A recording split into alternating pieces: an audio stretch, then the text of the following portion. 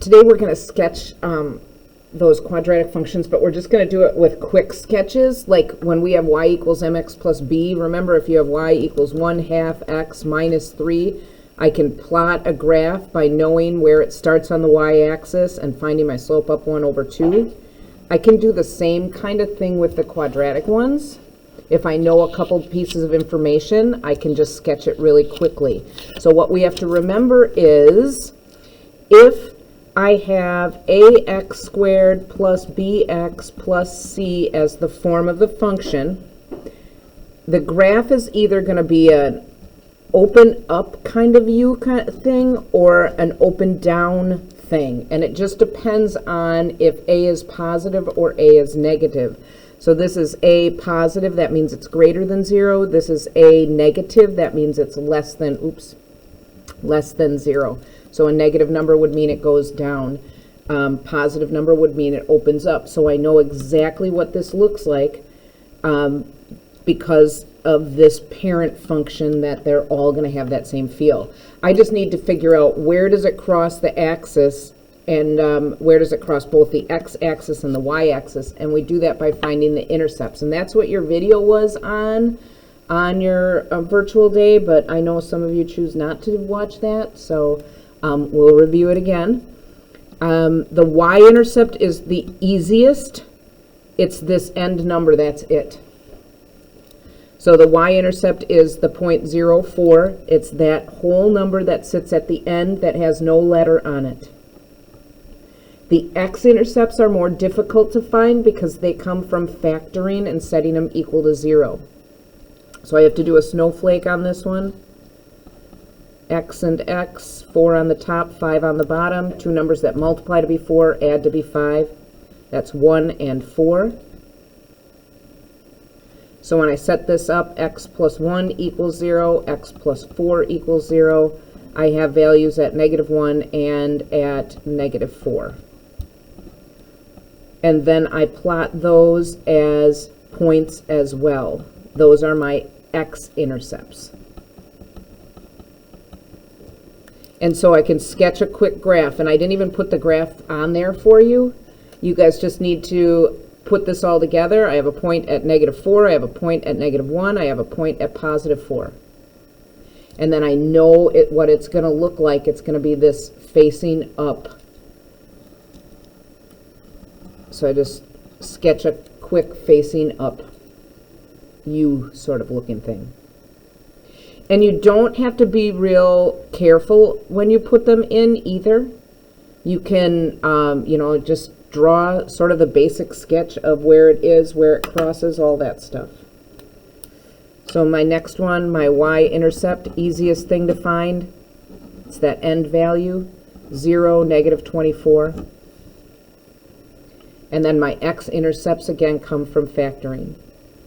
So I'll pull the 2 out and then set up my snowflake.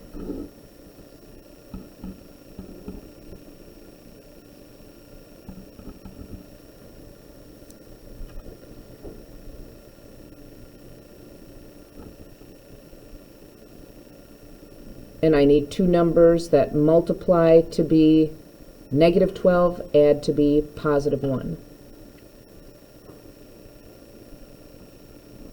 I think 4 and -3 work pretty well.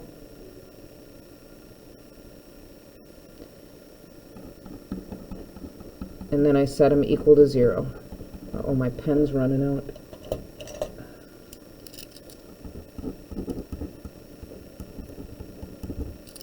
So I get x equals -4, x equals +3. Remember, when you're subtracting, basically it's the opposite sign of whatever you have there. So I plot -4, 0, and +3, 0. And then my sketch, again, is super quick. -24 is down here somewhere. You don't have to count it out on your graph. +3 is on the right of the axis, -4 is on the left of the axis, and I have enough there to sketch my little U thing. So they should be really quick sketches. Basically, you want to know where they cross the axis. Again, this is at -24. This is at positive 3, this is at negative 4, and that's all we need to kind of get on our picture. I want to do one with a negative value so you can see kind of how that works. If you do all your math right, it should give you the setup for the exact picture that it has. So if this next one here, again, my y-intercept is that end value. If you can do nothing else, you should be able to do a y-intercept. That means when I sketch this graph, it's up here at 50. I know that's up high on there. This one is a negative value, so I know that it is going to open down to cross my axis. But to set up Snowflake, I need to factor the negative out. So I'm going to pull a negative out front and change all the signs. Because I can't, that negative is going to mess with things. So all the signs are the opposite of what they would be because that negative's in front.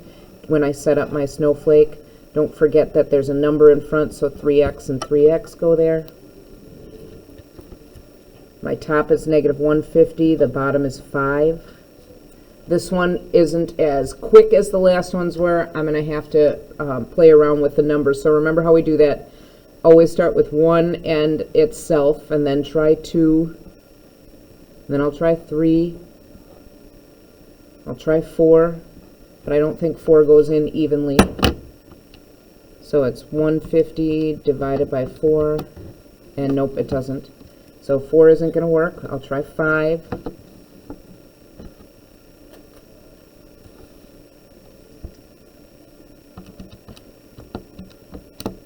I get 30, 6, 25.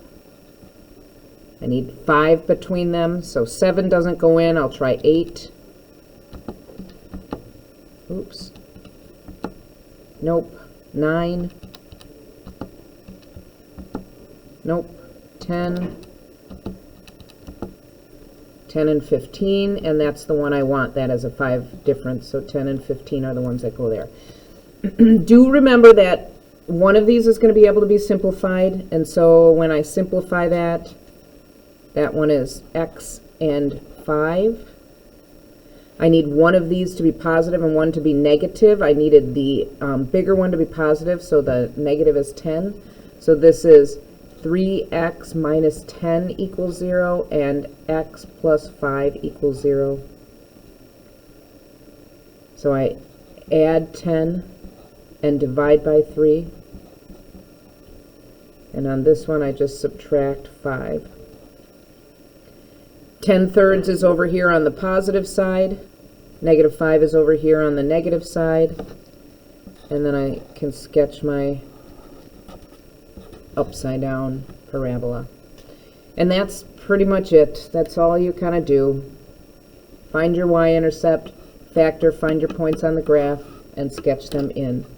Notice that they're not always on both sides of the graph. Like this one, it had them on the same side. That can happen, but just kind of remember when you go through. Don't forget that if it's negative, you need to pull it out before you factor. Pull the negative out and change the signs before you factor. But that's about it. So I'm going to hand out your homework. You can work on those things.